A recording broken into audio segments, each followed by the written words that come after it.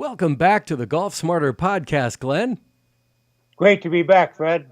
It's great to see you again. I'm glad to see you're doing well. You got a huge smile on your face. It's wonderful. You know what?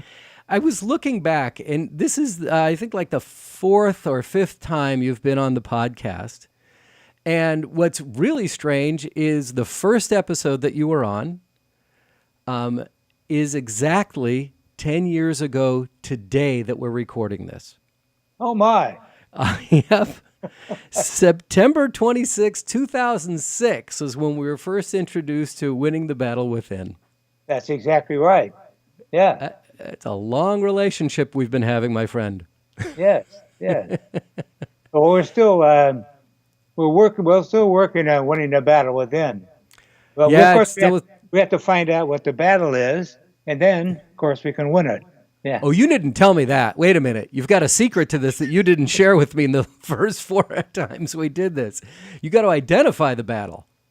Well, one of them we'll talk about today is how do I learn to play with my imagination? That's one of the battles. Yeah. And when we learn to do it, we're towards winning the battle. Yes.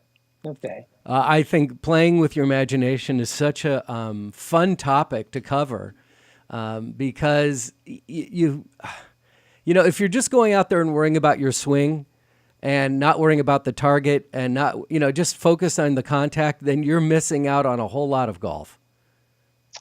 I certainly agree with that. Yeah. It's amazing to me how much imagination and creativity is required in a single round of golf, especially for those shots that you don't practice. So it's beyond imagination, creativity. It's just, well, I saw it on TV. I must be able to do this. Well, it's, as we say, to be able to play in your imagination, you must understand, your athletic mind. And we have to understand, we do have three minds in which we train with and which we perform with. And we understand that. Then we can that's the next step towards being able to play in the athletic mind, which means to play with your imagination, where we see and feel and hear, and we play in our senses. That's part of our mind that works 1,000 times faster than our thinking brain. And so we have to get there. Of course, we do know what it is, and we knew what we have to know more about how we get there and to stay there consistently. The consistently I think, is the struggle. Well, because you're always second guessing yourself on the golf course, aren't you? I mean, aren't most amateurs doing that? I don't know about the pros, but I would think that amateurs are second guessing themselves nonstop on what they just did, what they're about to do, what they're thinking about doing. Well, our golf industry promotes that. It promotes it. In a couple of workshops that we've done, we call it the coach of the future. The coach of the future is going to be much more than a fix-it coach. Mm-hmm. He's going to be a protagonist for self-discovery and for self-coaching. In order to do that, he's going to have to coach in a different way. Now, that doesn't ever undervalue the importance of fixing things, but if you really want to play at the highest level possible, that it will allow that your skills will allow you, you've got to go beyond that. And the coach of the future has to be a person that can lead you and give you those opportunities so you can play with the flourish and unleash your imagination. We think of coach, we think of people that you've worked with, like Pete Carroll, right? In football, and you think of Bill Walsh. Yes. Great coaches, but yeah. It's as motivators and strategists, which is very different than you have in golf as when you have to coach yourself. Well, one of the things that we want to have our coaches learn to do, and certainly Pete Carroll personifies that, is to call self-coaching. So we can provide an environment where a person can learn more about, for example, Wouldn't it be great, Fred, that you can walk from the practice tee to the first tee with a swing you can trust? Yes. Well, okay, I can help you with Yes. that. Wouldn't it Okay. be great? Wouldn't it be great if you had a procedure that you used, we call a pre-shot routine, that would give you the best chance to hit the best shot possible? Wouldn't it be great? That would be awesome. Wouldn't it be great that you had a procedure that would allows you to bounce back from difficult situations when we miss shots? Wouldn't that be great? That would be great.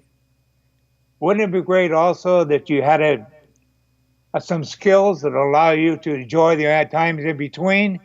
As our Marin County friend, Michael Murphy, tells us in Golf in the Kingdom, if you can enjoy the times in between in golf, you can enjoy the times in between in life. Well, 90% of the time we're in between in golf, aren't we? Yeah. So if self-coaching leads us to, I got to be able to do something in between that'll give me the best chance to be ready for the next shot. Self-coaching. Self-coaching. Self-coaching without being one of those coaches that just is berating you the entire time, which is living in my head right now. Oh, yeah, it gets way too much. Yeah, we don't Probably. want the kind of Mike Ditka kind of coach who's yelling and screaming, or Bobby Knight type of character. That's who's Well, living in my head right now when I step on the putting green. yeah, those are in golf. Our golf coaches don't necessarily berate us, but they fill it oftentimes with so much information. It's very difficult for us to play automatically, which means to play in our athletic mind. You know, if we look at it this way, Fred, we have three minds. One is the athletic mind, which we are allowed to unleash our imagination, see, feel, hear, shots. We have another, which is our thinking mind, that can only do one thing at a time. And it's certainly the last thing it doesn't play any golf. It can help us learn new skills, but it overpowers us if we think about things when we're trying to swing. The swing takes less than 2 seconds. Why in the world should I be thinking about anything other than seeing a targets and feeling swings?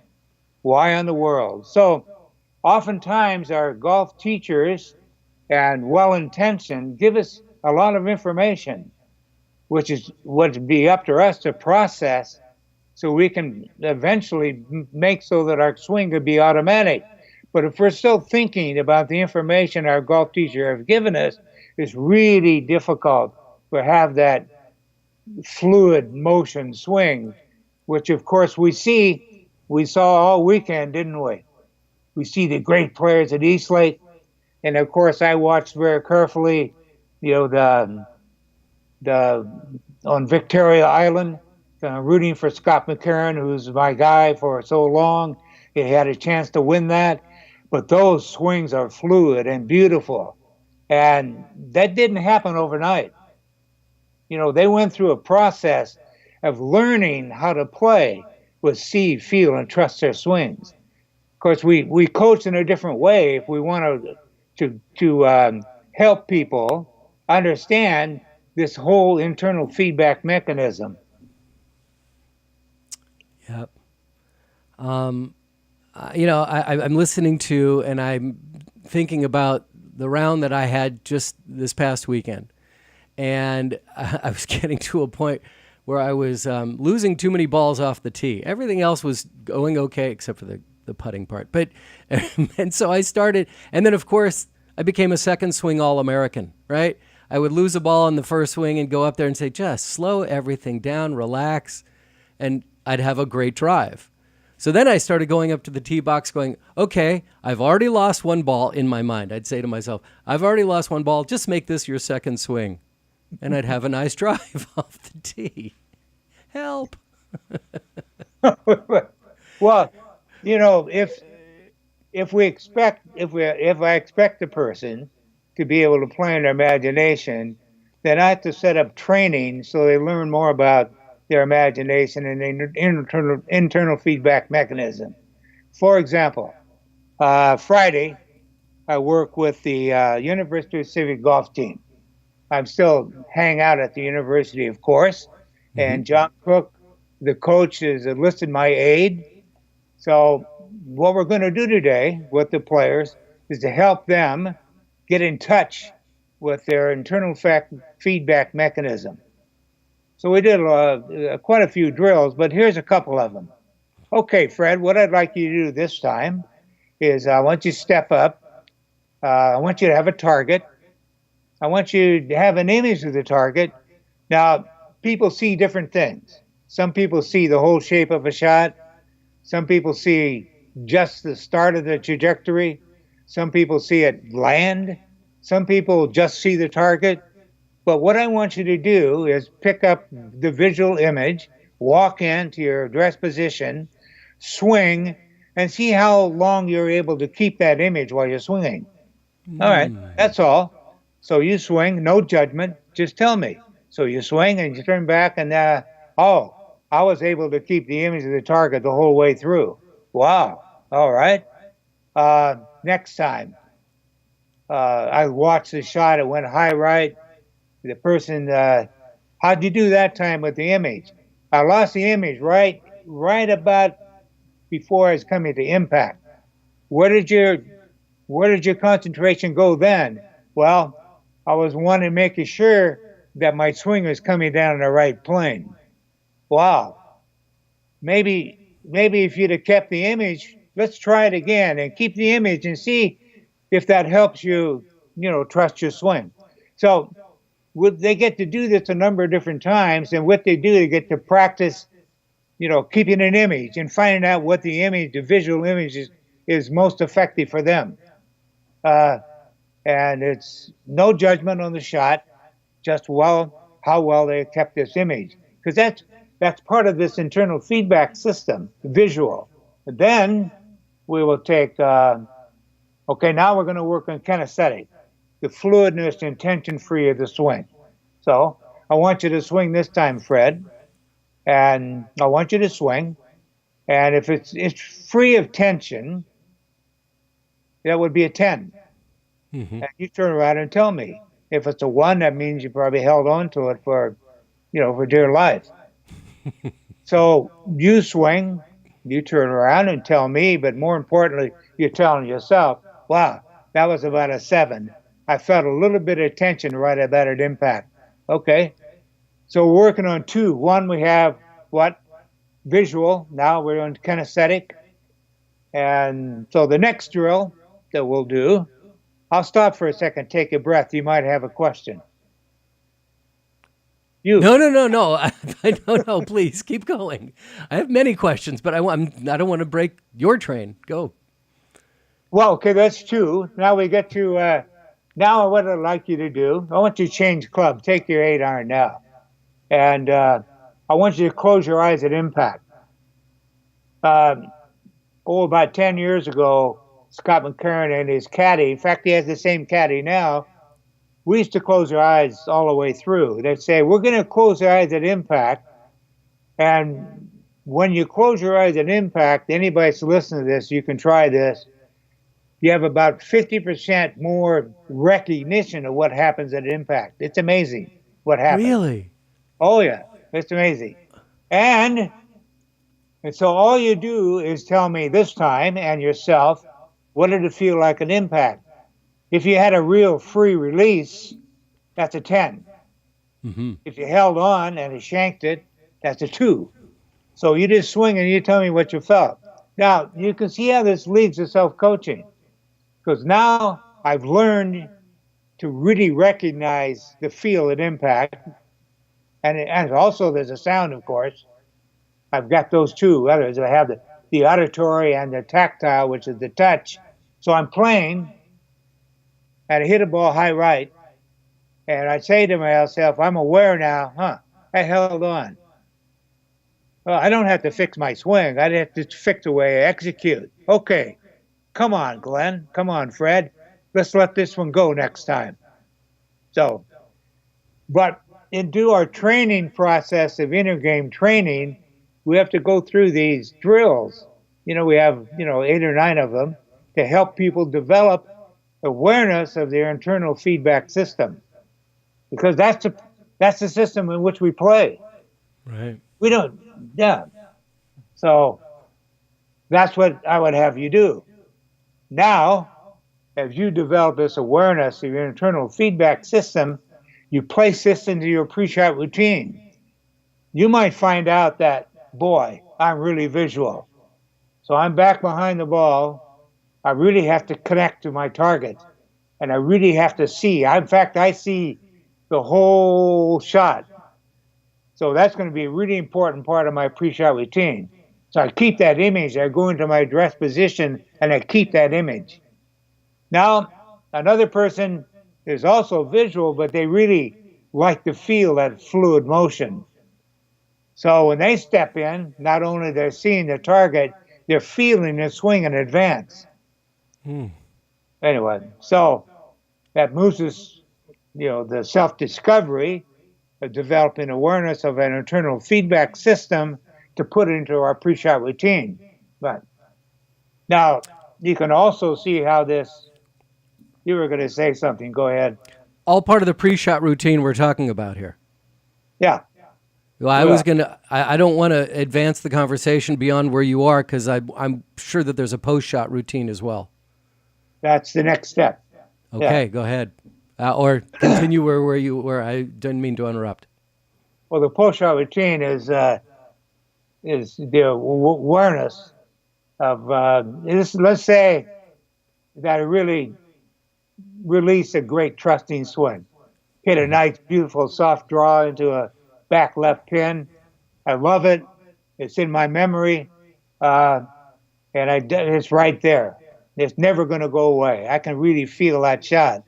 Let's say that I was stepping up to hit a soft draw to that back left pin, and wow, it went high right.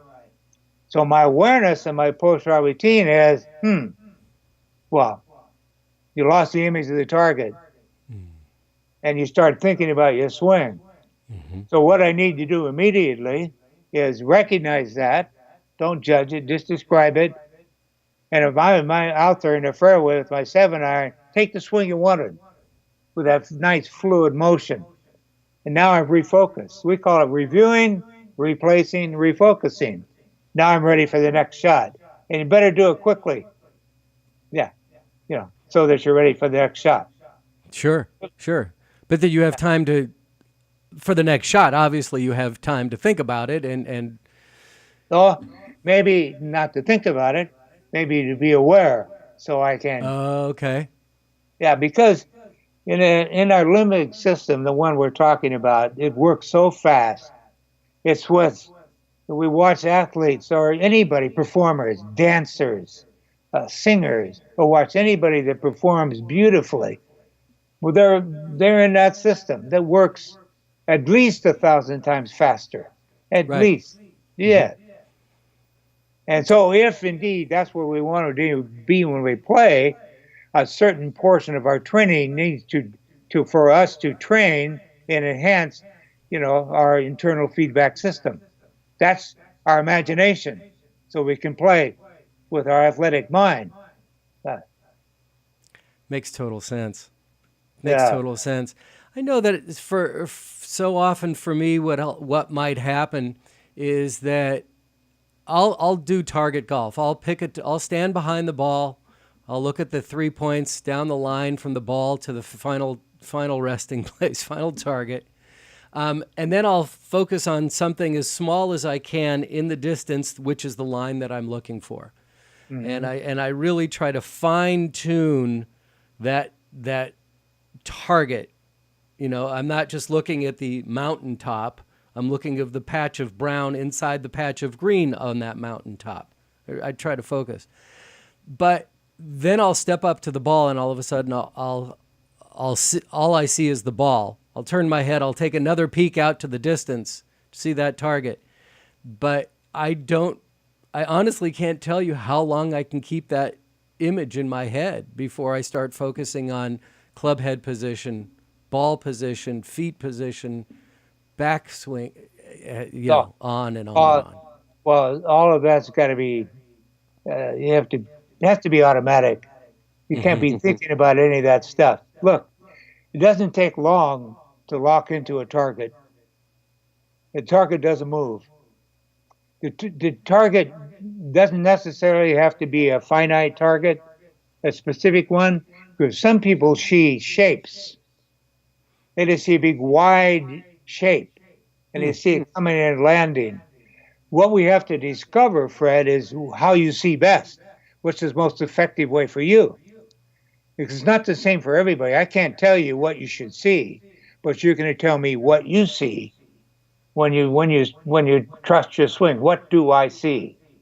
And this can happen at all levels. This is obviously the players that play at the highest level have, you know, wonderful imaginations, and they're quite astute visually. But so is a guy, say, 8 handicap. He sees things too. Well, we want to find out what you see best, and then we can lock in that particular visual image for you. Hmm. Hmm. And Fabulous. it's the same with the feeling a swing that matches it. What do you feel? Some people feel a fluid motion, beautiful fluid motion. And some people feel it's a little shorter. But whatever it is, it's the whole movement of the swing. It's much like creative writers. You're a creative journalist. Thank you. They see things in paragraphs. They don't write sentences. They write paragraphs. So when we're playing our best, we're playing in paragraphs. So Wow. whatever we feel in our swing, it's the whole motion. Uh, Oh, I need uh, to write that one down. When we play our best, we see things in paragraphs. I love that. yeah. Oh man, that's beautiful. Or Um, the jazz. You know, I've done a lot of. I'm a music fan, sure. and I love jazz and the improvisation of Of jazz. jazz. Yeah, Absolutely. and Stan Getz, the great tenor sax player. Uh, I met him. His I guess the person that lived with him was Bill Walsh's secretary for 5 years, Oh, really? and Stan Getz came and was a visiting professor at Stanford for 1 year. Yeah, and why did he leave? He left because there was nobody to play with. And when we talked to Stan Getz, he's a great technician, as great golfers are. But when he plays, he's in this wonderful mind of imagination. And that's how they improvise. They don't know where are they going, but they do know. And so the Well, of athlete's the same. course. Yeah, but of course that is after years of technical training. I mean, I don't think that somebody who has never had, let me just say, art lessons or just experience with art can paint an abstract that would be appreciated by many others. Where it takes someone who has, how am I trying to express this? Are you seeing where I'm going with this? Is that Yes, you can't do ab- jazz, you can't do improvisation until you can't work out of the box until you understand the box. no, Does that no, make more sense? absolutely. I Yeah. thought it said Stan Getz was a Right. great technician. And obviously in golf, look, don't ever misunderstand me. Anybody's listening to this. Technique's important, Okay. and to have the right stuff. Technology is amazing, but it's only the price of admission to high level play. And we have to go beyond it. But don't misunderstand me. It's important. It's important to have a grip that works. It's important to understand some of the technique of. I mean, look, I know many really good golf teachers, many good. Oh, I bet. And the ones that I value the highest are the ones that can go beyond.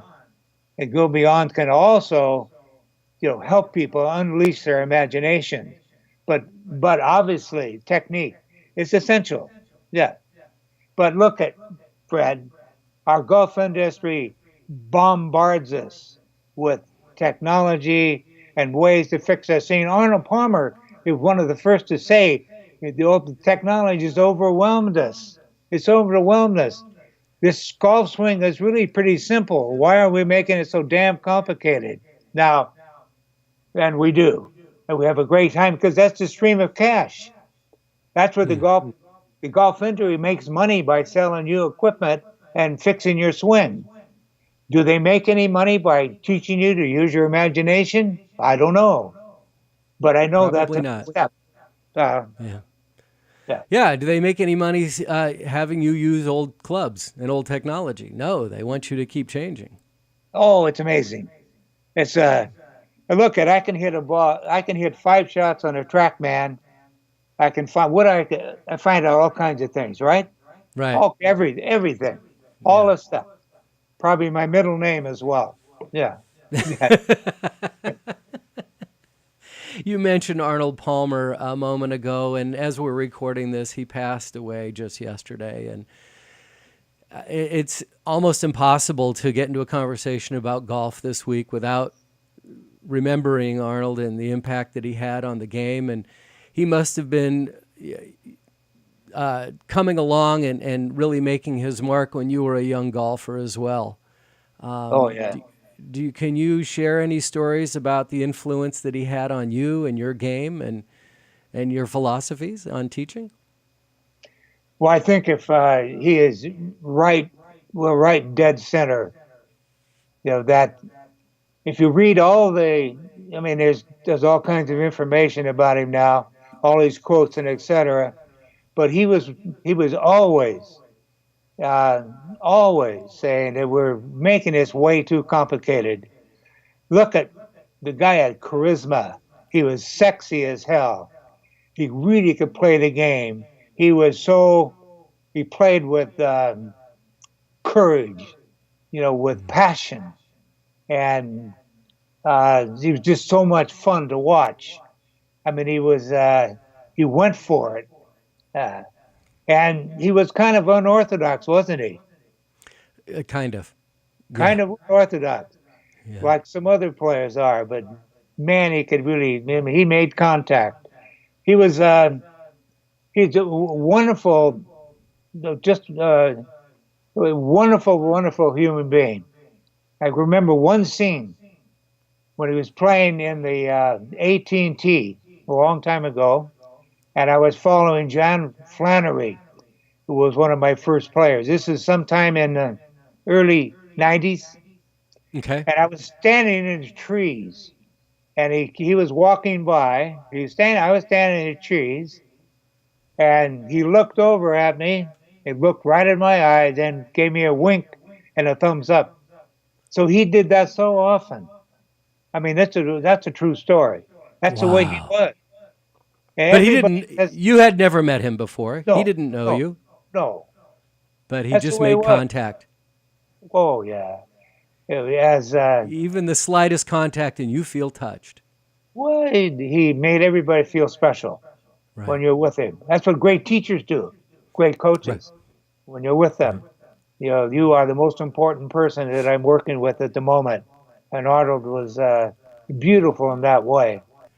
So we live in a very different time than when Arnie came of age, where we would hear about Arnie, and he built Arnie's Army based on newspaper reports and possibly television recaps, because you weren't, right now we live in obviously the 24-hour news cycle, which is, with the internet's turned into a 24-second news cycle. Things change so rapidly and so fast. What was it about Arnie that you remember at that time that just had his charisma, had his magnetism jump through the pages of the newspaper and jump through the radio reports and the newspaper and the television reports? Well, yes. Did I mention that before? Yes, he is as you said, he's charismatic, great sex appeal, courageous, loved competition, was so acknowledged. The other people he had competed with, I think he loved the action. And I'm not sure it was always all about the winning. I think he just embraced the opportunity, to be a closer, Mm-hmm. to be there.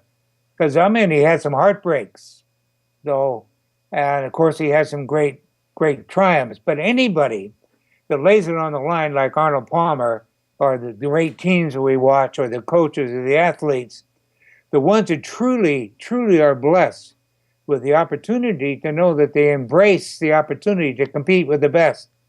And they love that. And they love that more. I think they love that more than the winning.